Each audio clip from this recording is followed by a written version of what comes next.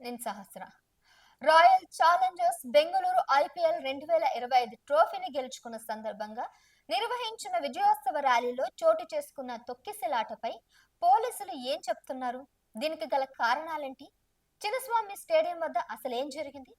Have details. Bengaluru విధాన సౌధ వద్ద సన్మానం అనంతరం ఆర్బీ ప్లేయర్స్ అంతా ఓపెన్ టాప్ బస్సులో ర్యాలీగా చిన్నస్వామి స్టేడియంకి రావాల్సి ఉంది. వాళ్ళని చూడడానికి విధాన సౌధ వద్ద వేల సంఖ్యలో అభిమానులు గుమికూడారు. అక్కడికి వెళ్ళలేని లక్షలాది మంది చిన్నస్వామి స్టేడియంలో ఏర్పాటు చేసిన కార్యక్రమానికి హాజరయ్యారు. ఉదయమే విధాన సౌధ, చిన్నస్వామి స్టేడియం కిక్కిరిసిపోయాయి. RCB player Bengaluru Kempegowda airport చేరుకున్నారనే సమాచారం తెలిసిన తర్వాత ఈ రద్దీ మరింత పెరిగిపోయింది. ఈ విషయం తెలిసిన తర్వాత విధాన సౌధ, చిన్నస్వామి స్టేడియానికి అభిమానుల తాకిడి తీవ్రమైంది. మధ్యాహ్నం 3 గంటల సమయానికి మధ్యాహ్నం 3 గంటల సమయానికి ఒక్క విధాన సౌధ వద్దే దాదాపు 50,000 మందికి పైగా అభిమానులు చేరుకున్నారు. కిలోమీటర్ పరిధి వరకు విస్తరించారు. ఆ తర్వాత వారి సంఖ్య పెరుగుతూనే వచ్చింది. 80,000 నుంచి 1,00,000 మంది వరకు ఫ్యాన్స్ విధాన సౌధ వద్ద ఆర్సీబీ ప్లేయర్ల కోసం వేచి చూశారు. ఈ సంఖ్య చిన్నస్వామి స్టేడియం వద్ద రెండింతలుగా కనిపించింది.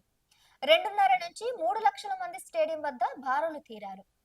స్టేడియంలోకి ప్రవేశించడానికి కొన్ని పరిమితంగా ప్రీ పాస్లను కూడా ఇచ్చింది కర్ణాటక స్టేట్ క్రికెట్ అసోసియేషన్. కొందరు విఐపీలు వారి కుటుంబ సభ్యులతో స్టేట్ క్రికెట్ అసోసియేషన్ తో అనుసంధానమైన కొన్ని ట్రైనింగ్ సెంటర్లు కూడా కాంప్లిమెంటరీ పాసెస్లను అందజేసినట్లు సమాచారం. ప్రీ పాస్ టికెట్ ఉన్న వారితో పాటు లేని అభిమానులు లక్షల సంఖ్యలో స్టేడియానికి చేరుకున్నారు. వారిని పోలీసు యంత్రాంగం అదుపు చేయలేకపోయిందనే ప్రధాన ఆరోపణ ఇప్పుడు. స్టేడియం గేట్లను ఒక్కసారిగా తెరవడం వల్ల గందరగోళానికి గురయ్యారు. ఇదే తోపులాటకు దారితీసింది.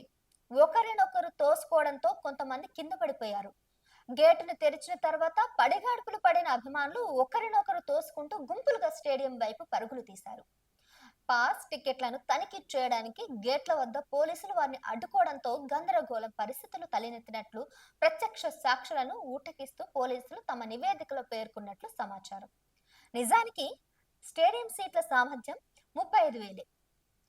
లక్షలుగా జనం చేరుకోవడంతో పోలీసులు కూడా ఏమి చేయలేని పరిస్థితికి చేరుకున్నారు. ఆ టైంలో పరిమితికి మించి అభిమానులను స్టేడియంలోకి అనుమతిస్తే అక్కడ అవాంఛనీయ సంఘటనలు చోటు చేసుకునే ప్రమాదం ఉందనే కారణంతోనే వారిని గేట్ల వద్ద అడ్డుకోవడానికి ప్రయత్నించారు పోలీసులు.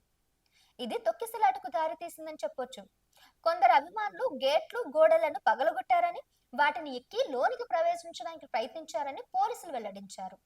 జనం ఈ స్థాయిలో వస్తారని ఊహించనే లేదని స్వయంగా ముఖ్యమంత్రి సిద్దిరామయ్య సైతం అంగీకరించారు. ఇక మొత్తం మీద ఈ తొక్కిసలాటలో దాదాపుగా అఫీషియల్ గా 11 నుంచి 12 మంది చనిపోయినట్లు ధృవీకరించారు. 50 మందికి పైగా గాయపడినట్లు కూడా తెలుస్తుంది. ఇక కర్ణాటక సిద్దిరామయ్య ప్రభుత్వం, ముఖ్యమంత్రిగా ఆయన ఉన్నటువంటి ఈ ప్రభుత్వంలో ఇలాంటి దారుణాలు జరగడం సర్వసాధారణం అంటూ అటు బీజేపీ నాయకులు కూడా ఎత్తిపోస్తున్నారు.